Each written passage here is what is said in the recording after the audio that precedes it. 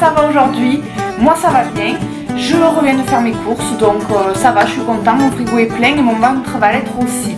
Donc voilà, comme vous avez pu le voir, c'est une rubrique 5 livres pour.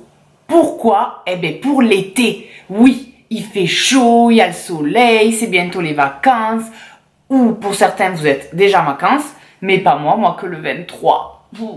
Bon bref, ça va quand même vite arriver.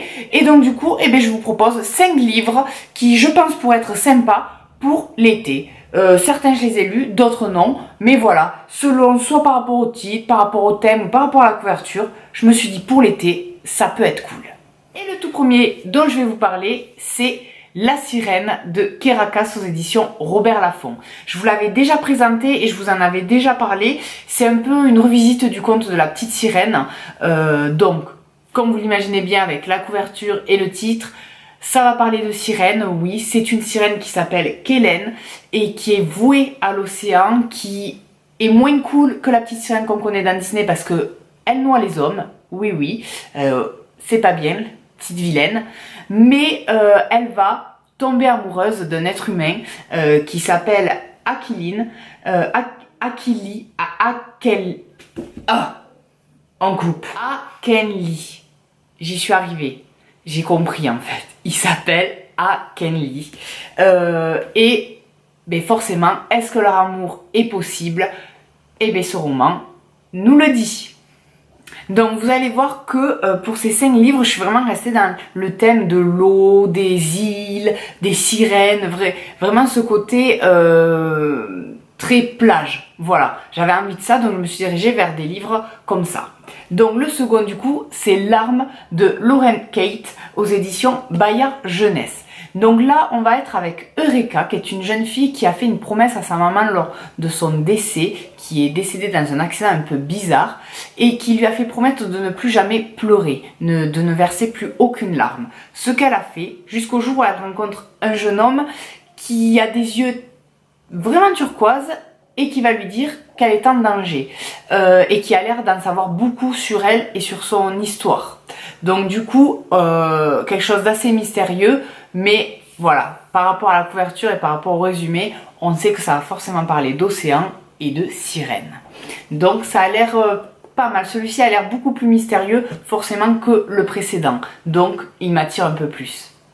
Et pour le troisième, pas de surprise, encore le thème des sirènes avec la saga Waterfall, le tome 1 Deep Blue de Jennifer Donnelly aux éditions Hachette. Donc là, on va rencontrer Serafina, qui est princesse de Miromara et qui va se marier, qui devrait penser qu'à son grand amour, qui est un grand amour d'enfance, mais elle est accaparée surtout par des rêves, par des cauchemars d'une malédiction qui sèmerait le chaos dans tout le monde sous-marin et peut-être même le nôtre, le monde des humains.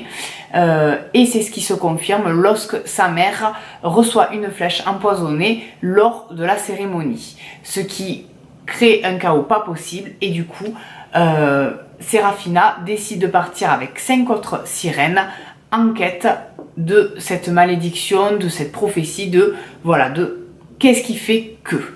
Voilà, donc ça a pas l'air pas mal aussi, ça a l'air très quête, très aventure, donc ça j'aime beaucoup aussi. Et vraiment la couverture magnifique, donc ça me fait vraiment penser les pieds dans l'eau, avec l'eau turquoise, ces couleurs-là me plaisent beaucoup pour l'été. Le prochain, on sort totalement des sirènes, mais on reste en bord de plage puisque ça se passe sur une île, c'est Nous les menteurs de E. Lockhart aux éditions Gallimard Jeunesse. Donc ce livre-là, je l'ai adoré. Vraiment, il y a une très très bonne chute. C'est vraiment, on est surpris. Le style d'écriture et vraiment l'ambiance qu'il y a est particulière. Et donc, j'ai beaucoup aimé. Comment vous le décrire?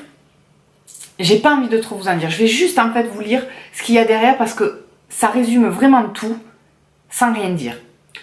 Une famille belle et distinguée, l'été, une île privée, le grand amour, une ado brisée, 4 adolescents à l'amitié indéfectible, les menteurs, un accident, un secret, la vérité. Donc voilà, tout tourne autour de cette famille qui est très riche, qui est très aisée et qui passe tous ses étés sur une île privée et il y a des relations entre eux, des secrets, des choses, des non-dits et c'est vraiment à tomber, voilà, vraiment. À la fin du bouquin, vraiment, si la surprise n'est pas gâchée, vous allez tomber de haut. Voilà. Et le dernier, eh bien, c'est surtout sa couverture qui m'a fait le choisir. C'est Le voleur de cœur de Raouya Haroum aux éditions Michel Lafon.